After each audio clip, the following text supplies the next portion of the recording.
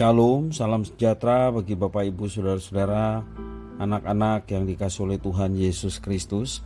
Berjumpa kembali bersama saya Pendeta Eka di dalam renungan firman Tuhan pada hari ini, hari Sabtu 27 Agustus 2022. Sukacita dan damai sejahtera dari Tuhan Yesus kiranya menyertai hidup kita sekalian. Puji nama Tuhan. Sampai pada pembacaan firman Tuhan hari ini, yakni kitab yang baru, kitab Yesaya. Yesaya pasal 1, kita akan membaca keseluruhan ayat dari pasal ini. Dan secara khusus melalui renungan ini saya akan membacakan hanya beberapa ayat saja, yakni ayat 1 sampai ayat yang ke-9, disambung ayat yang ke-21 sampai ayat yang ke-31.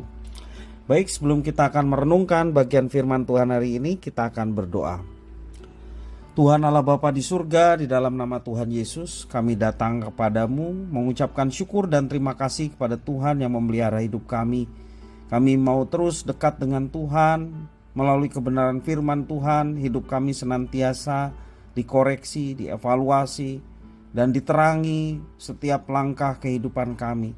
Engkau yang mampukan untuk kami dapat memahami segenap firman Tuhan, baik yang kami baca maupun renungkan. Kau juga yang akan menolong kami untuk kami dapat menerapkan firman Tuhan dalam hidup kami setiap hari. Terima kasih Bapa, inilah diri kami siap sedia untuk belajar firman Tuhan. Demi nama Tuhan Yesus kami berdoa. Haleluya, amin.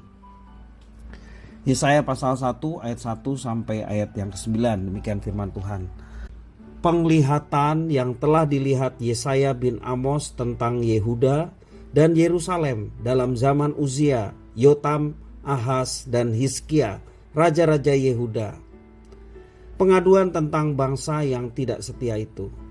Dengarlah hai langit dan perhatikanlah hai bumi, sebab Tuhan berfirman, Aku membesarkan anak-anak dan mengasuhnya, tetapi mereka memberontak terhadap aku.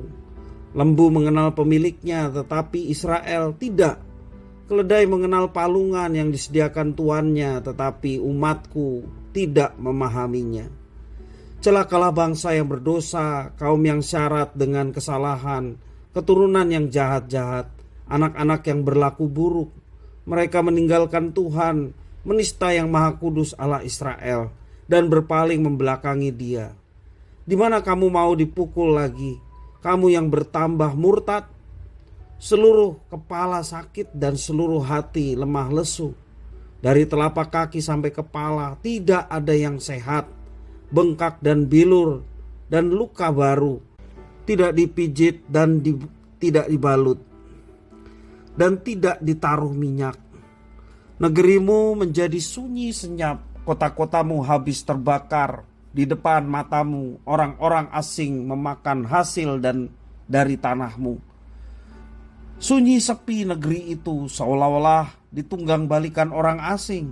Putri Sion tertinggal sendirian seperti pondok di kebun anggur, seperti gubuk di kebun mentimun, dan seperti kota yang terkepung.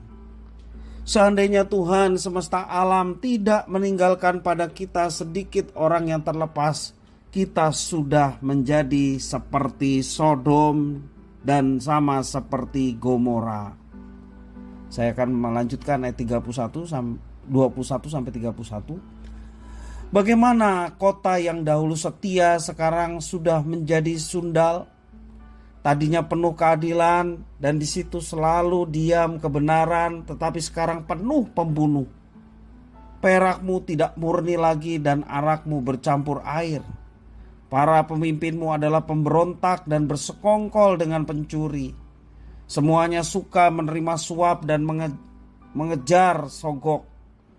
Mereka tidak membela hak anak-anak yatim dan perkara janda-janda tidak sampai pada mereka. Sebab itu demikianlah firman Tuhan. Tuhan semesta alam yang maha kuat pelindung Israel. Aku akan melampiaskan dendamku kepada para lawanku dan melakukan pembalasan kepada para musuhku. Aku akan bertindak terhadap engkau. Aku akan memurnikan perakmu dengan garam soda dan akan menyingkirkan segala timah daripadanya. Aku akan mengembalikan para hakimmu seperti dahulu dan para penasehatmu seperti semula. Sesudah itu engkau akan disebutkan kota keadilan, kota yang setia. Sion akan kubebaskan dengan penghakiman yang adil, dan orang-orangnya yang bertobat akan kubebaskan dengan tindakan yang benar. Tetapi orang-orang yang memberontak dan orang-orang berdosa akan dihancurkan bersama, dan orang-orang yang meninggalkan Tuhan akan habis lenyap. Sungguh kamu akan mendapat malu karena pohon-pohon keramat yang kamu inginkan, dan kamu akan tersipu-sipu karena taman-taman dewa yang kamu pilih. Sebab kamu akan seperti pohon keramat yang daunnya layu, dan yang seperti kebun yang kekurangan air. Maka yang kuat menjadi seolah-olah kapas, dan pekerjaannya menjadi seolah-olah bunga api. Keduanya menimbulkan api dan tidak ada yang dapat memadamkan. Bapak, Ibu, saudara-saudara yang dikasihi oleh Tuhan, ketika Tuhan sudah berfirman, maka hanya ada dua respon yang bisa kita pilih. Apa dua respon itu? Yakni menerima firman Tuhan atau menolaknya. Tidak ada yang namanya posisi netral. Wes, aku tak netral, ora iyo, ora. Netral, tidak ada posisi netral dalam menerima firman-Nya. Tentu saja ada respon yang berbeda. Ini akan mengarah pada tindakan Tuhan yang berbeda pula. Tuhan mengecam Yerusalem yang semula setia, kemudian meninggalkan kesetiaannya. Yerusalem yang semula penuh keadilan, kemudian penuh dengan pembunuh. Ternyata semua itu terjadi karena para pemimpin senang menerima suap, sehingga tidak peduli dengan apa yang terjadi, seperti penindasan yang dilakukan oleh orang-orang jahat terhadap anak yatim, penindasan terhadap janda yang seharusnya dilindungi. Karena itu Tuhan menumpahkan murkanya terhadap lawannya.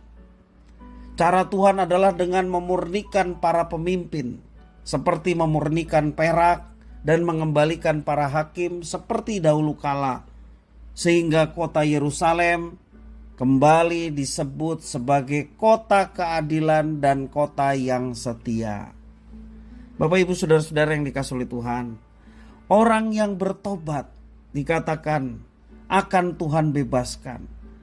Namun terhadap mereka yang tetap memberontak, tetap melawan Allah, tidak mau taat kepada apa yang diperintahkan, Tuhan akan menghancurkan mereka. Mereka yang memilih menyembah berhala akan menjadi seperti berhala yang mereka sembah, yang daunnya layu, dan seperti kebun yang kekurangan air. Dikatakan firman, mereka semua akan dibakar dengan api yang tidak dapat dipadamkan, dan ini sangat mengerikan. Tuhan yang penuh belas kasihan tidak akan membiarkan umatnya terus berkancah dalam dosa. Tuhan ingin umat yang dikasihinya, yang telah dipilihnya, bertobat dari segala jalan yang salah. Mereka kembali kepada Tuhan, dan Tuhan akan memberikan teguran keras dan menuntut umatnya untuk bertobat. Dan teguran ini adalah sebagai wujud kasih yang Tuhan nyatakan kepada umat yang dikasihinya.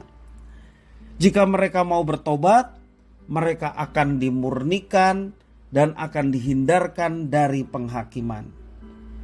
Namun kenyataannya bagaimana, Bapak, Ibu, saudara? Kenyataannya umat Tuhan tidak mau bertobat. Hati mereka menjadi begitu keras, sehingga Tuhan menghukum dan menghancurkan mereka. Bapak, Ibu, saudara-saudara yang dikasihi oleh Tuhan, berdosa adalah manusiawi, karena memang kita naturnya dosa, dan seringkali natur kita itu mendorong kita, baik dalam hati maupun juga dalam tindakan, untuk melakukan perbuatan dosa. Dosa itulah keadaan manusia berdosa.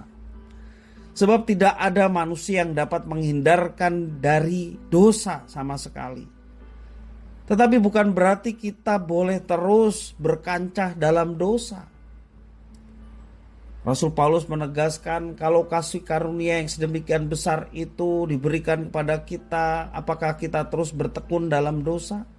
Sekali-kali tidak. Jangan sampai kita meyakini bahwa Tuhan sudah menebus dosa saya yang lalu, menghapus dosa sekarang, bahkan yang akan datang yang belum kita lakukan Tuhan sudah menghapus. Kalau gitu kita terus saja berkancah dalam dosa.